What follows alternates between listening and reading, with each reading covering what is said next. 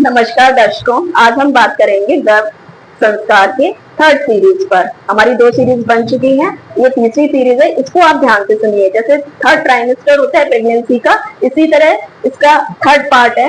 उसमें क्या है, 6वें महीने से लेकर 9वें महीने तक आपको करना क्या है कि आपको रिलैक्स रहना है। जैसे मैंने पहले बताया, आपका खान पान का संयम रखना है, बाहर का खाना नहीं खाना है और डाइजेशन को ठीक रखना है। डाइजेशन ठीक रखेंगे तो बच्चे में कोई भी समस्या नहीं आएगी, क्योंकि डाइजेशन ठीक नहीं होता तो पूरी बॉडी में ही समस्या आने लगती है। जब आपका पेट ऊपर नीचे होने लगता है, मसल्स भी शुरू हो जाती है, तो बच्चे को भी परेशानी होती है।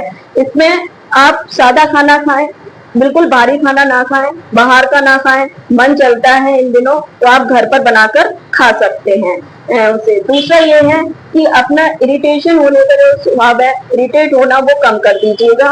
रिलैक्स रहिएगा। जब आप ईश्वर की शरण में जाते हैं और रिलैक्स संगीत सुनते हैं तो अपने आप को मेडिटेट करते हुए काफी रिलैक्स पाते हैं। तो इरिटेट होने का सवाल ही नहीं है। फिर भी अगर गुस्सा आ रहा है तो उस गुस्से को छोड़िए। और दूसरा, उसके आसपास के जो गर्भ संस्कार जिनके अंदर हो रहा है, उसके आसपास के जो व्यक्ति हैं वो भी उन्हें खुश रखें। परिवार के लोग उन्हें खुश रखेंगे तो यही से संस्कार बच्चे में पड़ते हैं। जैसा मन होगा वैसा तन होगा, और ये मन और तन से मिला हुआ संस्कार उस बच्चे में जाएगा और उस बच्चे की तो पूरी लाइफ में वो संस्कार बना रहता है। तो इसलिए कृपा करके आप अपने बच्चे को भगवत गुण देने के लिए आप प्रयत्न रहें। भगवत गुण आते हैं अच्छी आदतों से, तो अच्छी आदतें अपनाएं और गर्भ संस्कार वाले व्यक्ति के आसपास के लोग भी उसको रिलैक्स फील कराएं। कभी भी उसको कड़वे वचन ना बोलें। अगर आप कड़वे वचन बोलते हैं तो उसके अंदर जो बच्चा पल रहा है उसके अंदर वो संस्कार बनने लगते हैं। इन दिनों उसे बिल्कुल रिलैक्स फील कराएं और अच्छा खाना दें और उसके आसपास जो है अच्छा वातावरण बना कर दें। तीसरा, जब बच्चा आता है, नाभि संस्कार जब हम बोलते हैं नाभि संस्कार तो उसका हो चुका। नाभि संस्कार देने के बाद जब बच्चा आ गया, बच्चा आने के बाद उसमें एक डर होता है। इस 3 महीने के लगातार उसमें 6, 7, 8, 9 में उसको एक डर बना रहता है कि बच्चा कैसे होगा।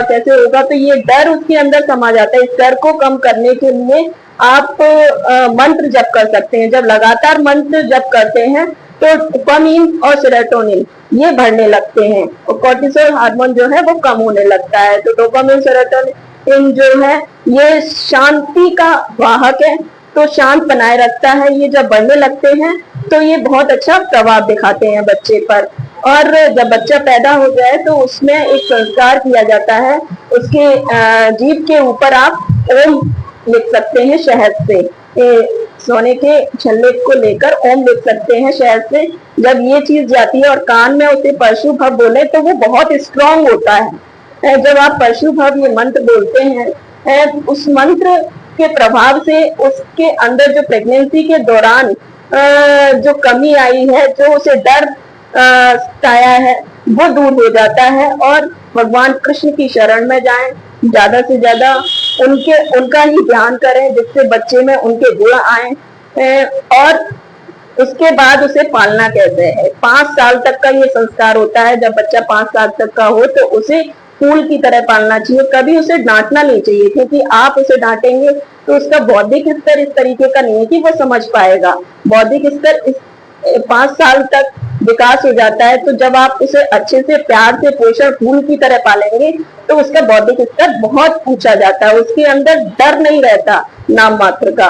तो आप उसे फूल की तरह पालें। जैसे एक माली एक पौधे की, फूल की देखभाल करता है, ऐसे ही गर्भस्थ शिशु की और उसके बाद उसके जन्म लेने के बाद उसकी माँ की और बच्चे की देखभाल करनी चाहिए, जिससे बच्चे में अच्छे संस्कार पड़े। Thank you. Doctor Anjana Gupta, Asha health care centre, Indirapuram, Agra.